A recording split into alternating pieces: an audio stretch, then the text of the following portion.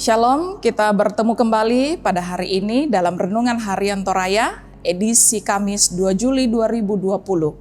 Kita akan bersama-sama merenungkan firman Tuhan yang akan menjadi penuntun dalam kehidupan kita.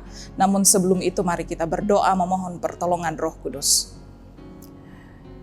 Engkau Allah yang sangat baik, yang terus memelihara kehidupan kami dari hari ke hari. Kami kembali menikmati kasih-Mu di hari ini Tuhan.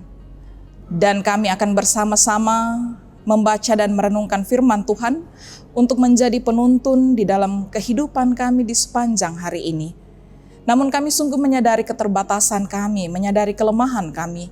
Karena itu kami mohon kuasa Roh Kudus yang akan menolong kami untuk dapat mengerti setiap kebenaran firman-Mu dengan baik dan benar, kemudian kami akan melakukannya dalam kehidupan kami. Berfirmanlah ya Allah kepada kami sekalian. Mohon ampun atas segala dosa yang kami perbuat melawan kehendak-Mu. Kami berdoa di dalam nama Yesus Kristus. Itulah Tuhan dan Juru Selamat kami. Amin. Pembacaan kita pada hari ini dari Roma pasal 7 ayat 1 sampai 6. Roma pasal 7 ayat 1 sampai 6, arti hukum Taurat. Apakah kamu tidak tahu, saudara-saudara, sebab aku berbicara kepada mereka yang mengetahui hukum, bahwa hukum berkuasa atas seseorang selama orang itu hidup. Sebab seorang istri terikat oleh hukum kepada suaminya selama suaminya itu hidup.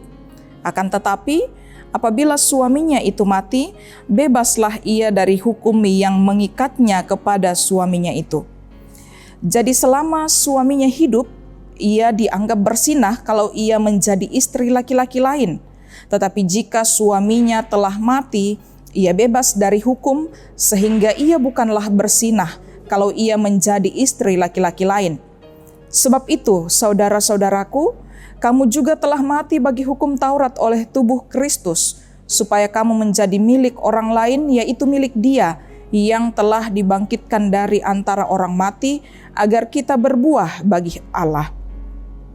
Sebab waktu kita masih hidup di dalam daging, hawa nafsu dosa yang dirangsang oleh hukum Taurat bekerja dalam anggota-anggota tubuh kita agar kita berbuah bagi maut.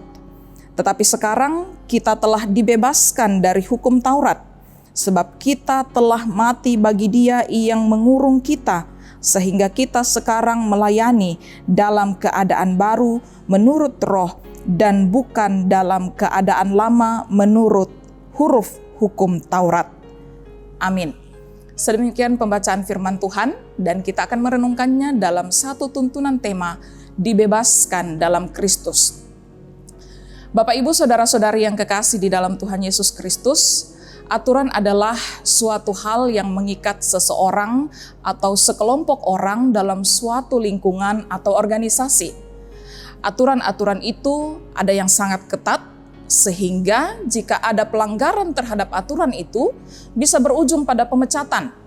Hal itulah yang membuat seseorang atau kelompok tidak bebas berbuat karena adanya aturan.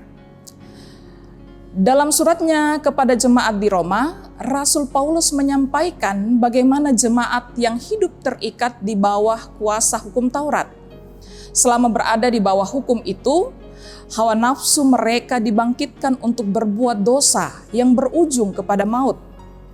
Paulus menyamakan hal itu dengan ikatan pasangan suami istri, bahwa tidak boleh dipisahkan selain oleh kematian. Namun bagi orang percaya, kita diingatkan bahwa melalui pengorbanan Kristus, kita adalah ciptaan baru yang terbebas dari kuasa hukum Taurat itu, lalu terikat kepada Yesus Kristus, seperti yang tertulis dalam ayat 4-6 pembacaan kita. Nah, dalam hukum Taurat, orang berusaha menjadi benar dengan menaati hukum Taurat. Kini, dalam Kristus, mereka dibenarkan menjadi manusia baru untuk berbuah bagi Kristus. Orang yang percaya kepada Kristus telah mati bagi hukum Taurat oleh tubuh Kristus. Karena itu, orang yang percaya kepada Kristus akan melanjutkan kehidupan baru menurut roh dan tidak lagi terikat di bawah kuasa hukum Taurat.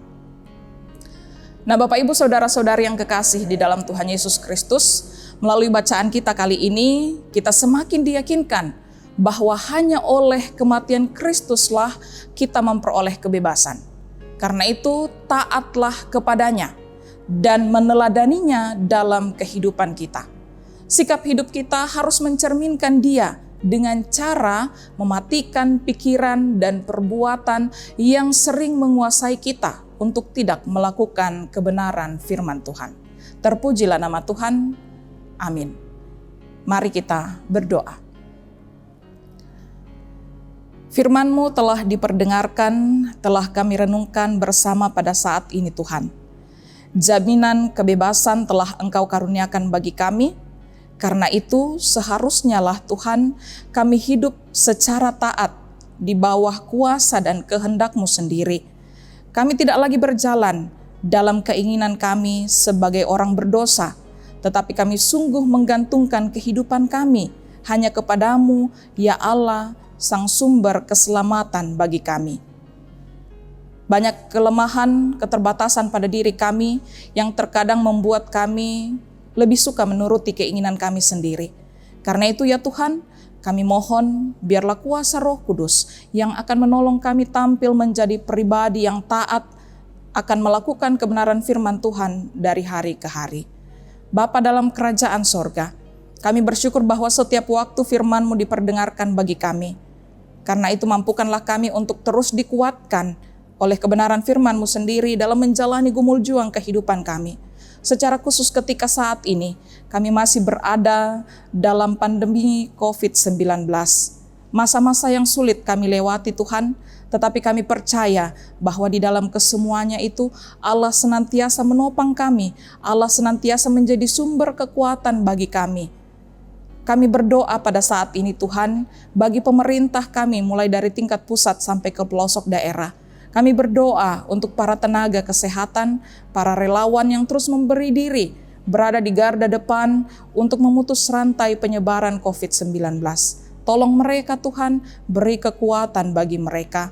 Bahkan bagi segenap jemaat Tuhan dimanapun berada, yang juga mengalami dampak dari pandemi ini Tuhan, kami mohon Engkau hadir menjadi sumber kekuatan bagi mereka. Dan kami pun Tuhan mungkinkan hadir saling membantu satu dengan yang lainnya. Bapa dalam kerajaan sorga, kehidupan kami di sepanjang hari ini kami pertaruhkan ke dalam tangan Tuhan. Biarlah hidup kami selalu menjadi berkat, hidup penuh kasih dengan orang-orang di sekitar kami. Mohon ampun atas segala dosa kami. Kami berdoa di dalam nama Yesus Kristus, itulah Tuhan dan Juru Selamat kami yang hidup. Amin.